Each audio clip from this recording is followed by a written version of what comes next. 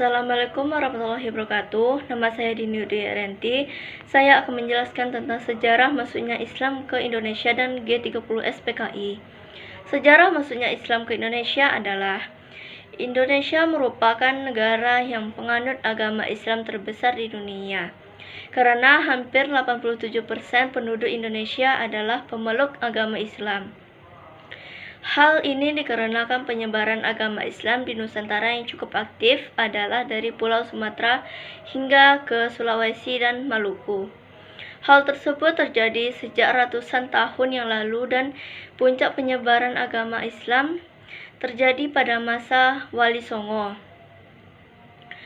Sebagai negara Muslim terbesar di dunia, Indonesia memiliki sejarah panjang tentang bagaimana agama Islam masuk ke Indonesia. Mulai dari awal mula sejarah masuknya Islam ke Indonesia hingga menjadi agama dengan pemeluk terbesar di Nusantara.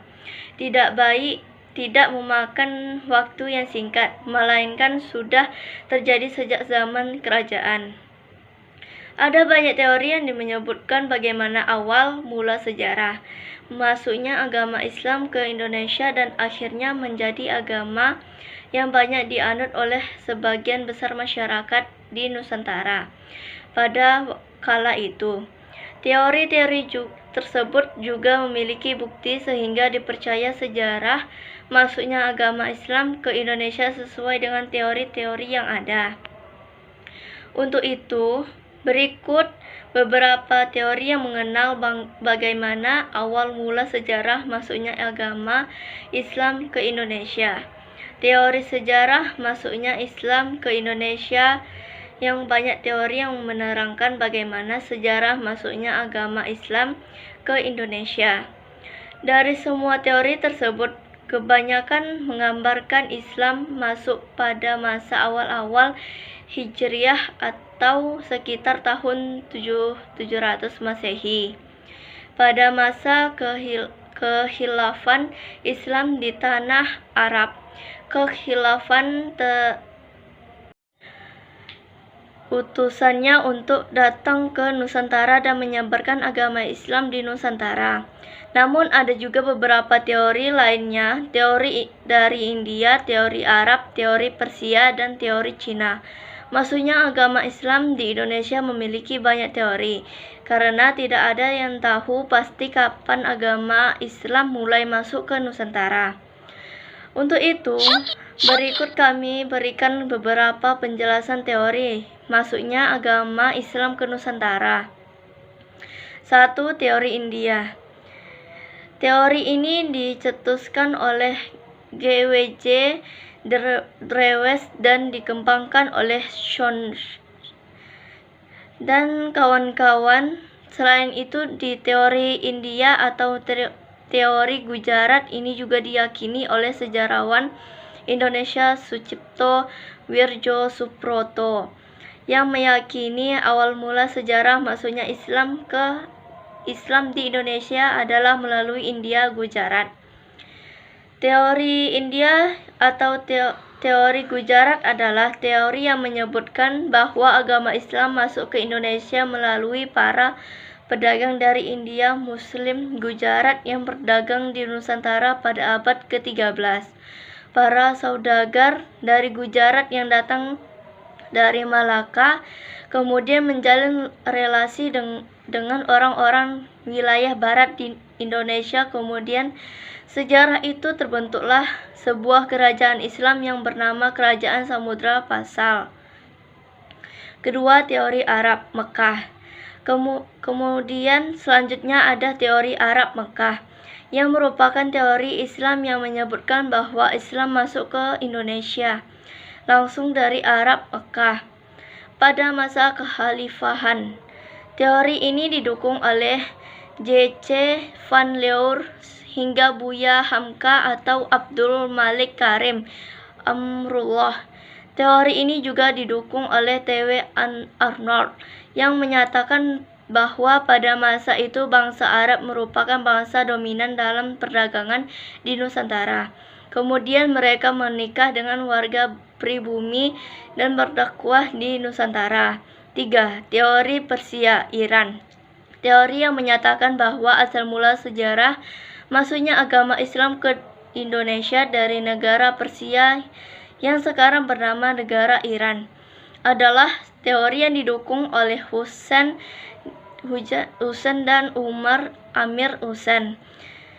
Berpendapat jika teori Persia ini selaras yang dengan asal mula masuknya Islam ke Indonesia. Hal ini dikarenakan menurut kebudayaan Islam di Nusantara memiliki banyak kesamaan dengan kebudayaan Islam di Persia. Salah satu contoh kebudayaan Islam di Nusantara yang mirip dengan kebudayaan Islam di Persia adalah kaligrafi yang ada di makam batu nisan di Nusantara. Ada pula beberapa ritual keagamaan seperti tabot di daerah Bengkulu dan tabui di daerah Sumatera Barat yang hampir sama persis dengan ritual keagamaan di Persia yang diadakan setiap tanggal 10 bulan Muharram. 4. Teori Cina. Teori Cina merupakan teori yang menyebutkan bahwa asal mula sejarah masuknya agama Islam ke Indonesia berasal dari Cina. Agama Islam sendiri berkembang di Cina pada masa dinasti Tang 618-905 Masehi. Islam masuk ke Cina sendiri dibawa oleh panglima muslim yang bernama Sa'ad bin Waqqas yang berasal dari Madinah pada masa Khalifahan Utsman bin Affan. Bahkan salah satu kota Cina pada masa itu, yakni kota Kanto, pernah menjadi pusat dakwah muslim di Cina. Bukti lain dari teori Cina ini adalah banyaknya dakwah yang berasal keturunan Cina yang mempunyai pengaruh besar pada masa kerajaan Demak. Seperti diketahui, kerajaan Demak merupakan kerajaan Islam pertama di Pulau Jawa. Adapun buku sejarah yang ditulis oleh Nana Supriyana yang menyebutkan bahwa Kesultanan Demak didirikan oleh Raden Patah yang merupakan putra dari Majapahit Islam ini. Kerajaan-kerajaan Islam masuk ke Indonesia pada abad ke-13. Setelah kerajaan-kerajaan Hindu, Buddha mengalami masa kejayaan, Islam berpikiran telah masuk ke Nusantara sejak abad ke-7 Masehi. Beberapa teori yang menjelaskan proses masuknya Islam ke Indonesia adalah teori Persia. Teori ini didukung oleh Husain dan Umar Husain. Teori ini didasarkan pada kesamaan budaya dan tradisi antara Indonesia dan Persia, seperti peringatan 10 Muharram dan corak seni kaligrafi. Namun teori ini dianggap kurang relevan karena aliran Islam di Persia adalah Syiah, sedangkan di Indonesia adalah Sunni. Teori Tiongkok. Teori ini menyatakan bahwa Islam masuk ke Indonesia melalui panglima muslim Cina bernama Sa'ad bin Waqqas. Sumber lain menyebutkan bahwa Islam masuk melalui penduduk Cina yang bermigrasi ke Asia Tenggara.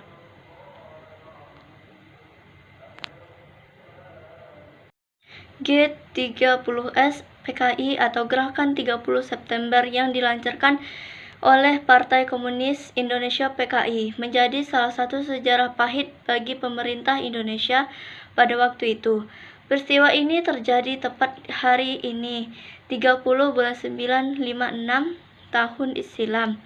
PKI merupakan salah satu partai tertua dan terbesar di Indonesia.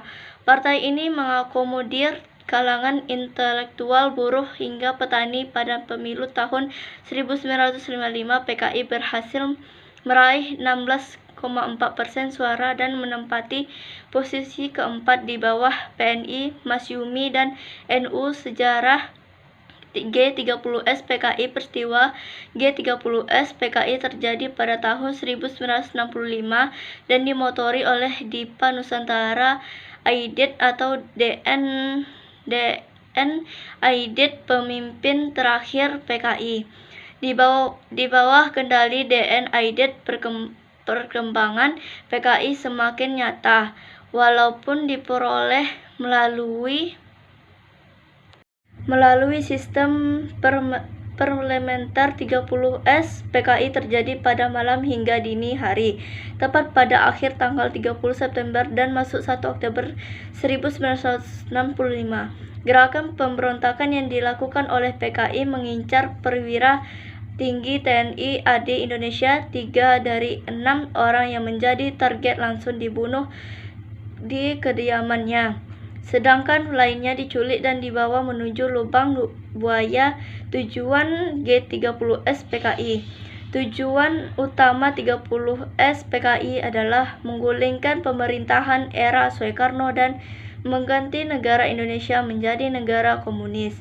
Seperti diketahui, PKI disebut memiliki lebih dari 3 juta anggota dan membuatnya menjadi partai komunis terbesar ketiga di dunia setelah RRC dan Uni Soviet.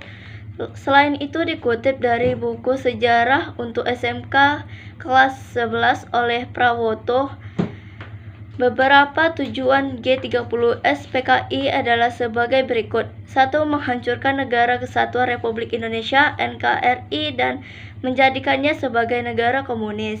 2. Menyingkirkan TNI Angkatan Darat dan merebut kekuasaan pemerintahan. 3.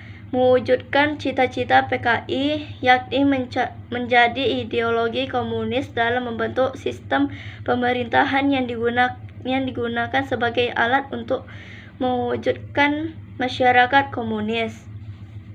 4. Menggantikan ideologi Pancasila menjadi ideologi komunis. 5. Kudeta yang dilakukan kepada Presiden Soekarno tak lepas dari rangkaian kegiatan komunisme internasional. Kronologis G30S PKI, tindakan dan penyeluasan ideologi komunis yang dilakukan oleh PKI menimbulkan kecurigaan dari kelompok antar komunis. Tindakan tersebut juga mempertinggi persaingan antara elit politik nasional. Kecurigaan semakin mencuat dan memunculkan desas-desus di masyarakat, terlebih menyangkut kesehatan Presiden Soekarno dan Dewan Jenderal Angkatan Darat. Pasukan tersebut bergerak meninggalkan daerah Lubang Buaya. Peristiwa ini terjadi pada tengah malam pengantian hari Kamis 30 September 1956 menuju hari Jumat 1 Oktober 1965. Latar belakang G30S PKI secara umum. G30S PKI dilatar belakangi oleh dominasi ideologi nasionalisme, agama, dan komunisme. Nasakom yang berlangsung sejak era demokrasi terpimpin ditetapkan, yakni tahun 1959 sampai 1965 di bawah kekuasaan Presiden Soekarno. Beberapa hal lain yang menyebabkan mencuatkan gerakan yang menewaskan para jenderal ini adalah ketidakharmonisan hubungan anggota TNI dan juga PKI. Pertentangan pun muncul di antara keduanya. Selain itu, desas-desus kesehatan Presiden Soekarno juga turut melatar belakangi pemberontakan G30S PKI. Assalamualaikum warahmatullahi wabarakatuh.